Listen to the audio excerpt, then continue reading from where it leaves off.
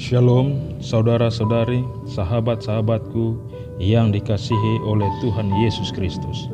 Selamat malam, salam sejahtera buat kita semua.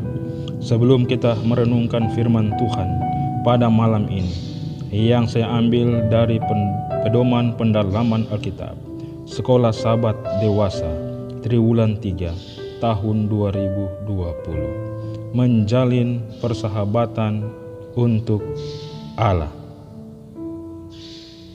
Sukacita berbagi dalam misinya. Dan judul pada malam ini, Kamis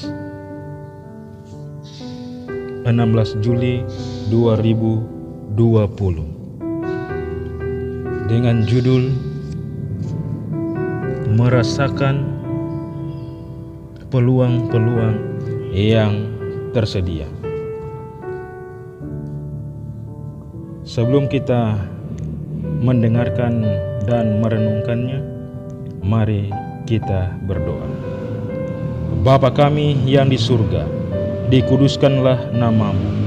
Pada malam ini kami sangat membutuhkan Roh Kudus-Mu ketika kami mau mendengarkan audio renungan malam atau firman-Mu. Mampukan kami untuk dapat mempraktekkan dan mengaplikasikan di dalam kehidupan kami. Berfirmanlah Tuhan, karena kami telah siap untuk mendengarkannya. Di dalam nama Yesus kami berdoa. Amin.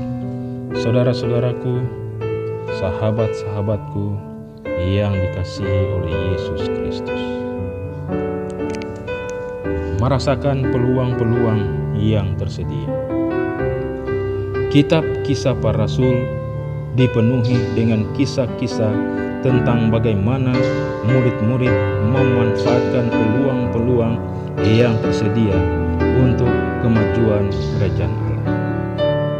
Dari satu unjung buku ke unjung yang lain, kita membaca kisah-kisah menarik tentang gereja mula-mula dan bagaimana pertumbuhannya, bahkan meskipun ada tantangan yang dihadapinya, baik secara internal maupun eksternal.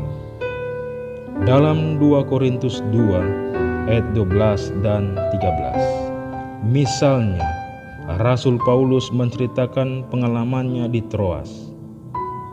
Ketika aku tiba di Troas untuk memberitakan Injil Kristus, aku dapati bahwa Tuhan telah membuka jalan untuk pekerjaan di sana. Tetapi hatiku tidak merasa tenang karena aku tidak menjumpai saudaraku Titus. Sebab itu aku minta diri dan berangkat ke Makedonia. Tuhan secara ajaib membuka pintu bagi Paulus untuk memberitakan Injil di benua Eropa. Dan dia tahu bahwa pintu yang dibuka Allah hari ini mungkin ditutup besok. Memanfaatkan kesempatan dan melihat kemungkinan, ia segera berlayar ke Makedonia. Saudara-saudaraku yang kasih di dalam Tuhan Yesus Kristus, Allah Perjanjian Baru adalah Allah pintu terbuka. Allah yang menyediakan peluang bagi kita untuk membagikan iman kita. Sepanjang kitab Kisah Para Rasul, Tuhan sedang bekerja. Ada pintu-pintu terbuka di kota-kota, di provinsi-provinsi, di negara-negara, dan yang terpenting, di hati masing-masing individu. Saudaraku, sahabatku yang dikasihi oleh Yesus Kristus, bacalah Kisah Para Rasul 8 ayat 26 sampai 38. Apakah yang diajarkan ayat-ayat ini tentang keterbukaan Filipus kepada pimpinan Allah dan sifat responsifnya terhadap peluang yang diberikan Ilahi untuk membagikan imannya? Seorang malaikat menuntun Filipus kepada seorang yang sedang mencari terang dan yang sedia untuk menerima Injil. Dan pada dewasa ini, malaikat-malaikat menuntun langkah-langkah dari pekerja-pekerja yang akan mengizinkan Roh Kudus untuk menyucikan lidah mereka dan menghaluskan serta memuliakan hati mereka. Malaikat yang dikirim kepada Filipus dapat melakukan pekerjaan bagi orang Ethiopia itu. Tetapi hal ini bukanlah cara kerja Allah.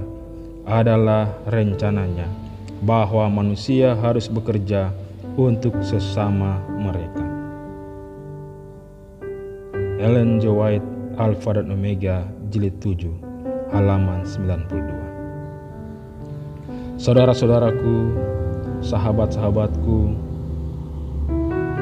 bersama keluarga yang ada di rumah maupun yang ada di mana saja berada saat ini. Jika kita memiliki telinga untuk mendengar dan mata untuk melihat, kita juga akan dibimbing oleh malaikat yang tidak terlihat untuk menjangkau para pencari kebenaran dengan kebenaran kerajaan. Saudara-saudaraku yang dikasihi oleh Tuhan Yesus Kristus, pertanyaan aplikasi untuk hidup kita pada malam hari ini.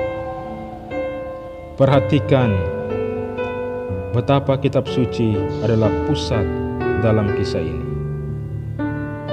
Juga perhatikan bagaimana pada titik ini sangat penting bagi seseorang yang tahu Alkitab untuk menjelaskannya. Pelajaran apakah yang ada di sini untuk kita?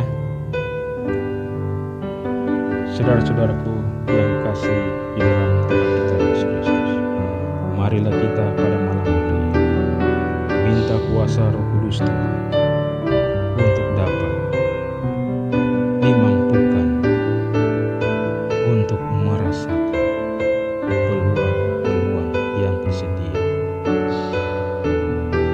untuk menjadi saksi-saksi Kristus. Tuhan Yesus memberkati kita semua. Amin. Baik saudara yang dikasihi oleh Yesus Kristus, mari kita berdoa. Bapa kami yang di surga, kami bersyukur atas perlindungan Tuhan dari pagi hingga malam ini. Kami bersyukur dan berterima kasih untuk firman Tuhan yang baru kami dengarkan, yang mengajak kami untuk menjalin persahabatan untuk Allah, sukacita berbagi dalam misinya, dan mampukan kami Tuhan, dengan pertolongan kuasa-Mu Tuhan, kami dapat merasakan peluang-peluang yang tersedia. Bapa kami yang di surga, terima kasih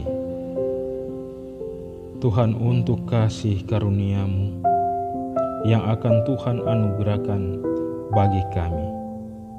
Pada malam ini kami doakan khusus bagi saudara-saudari, sahabat-sahabat kami bersama keluarga mereka yang telah mendengarkan audio firman Tuhan renungan malam pada malam ini.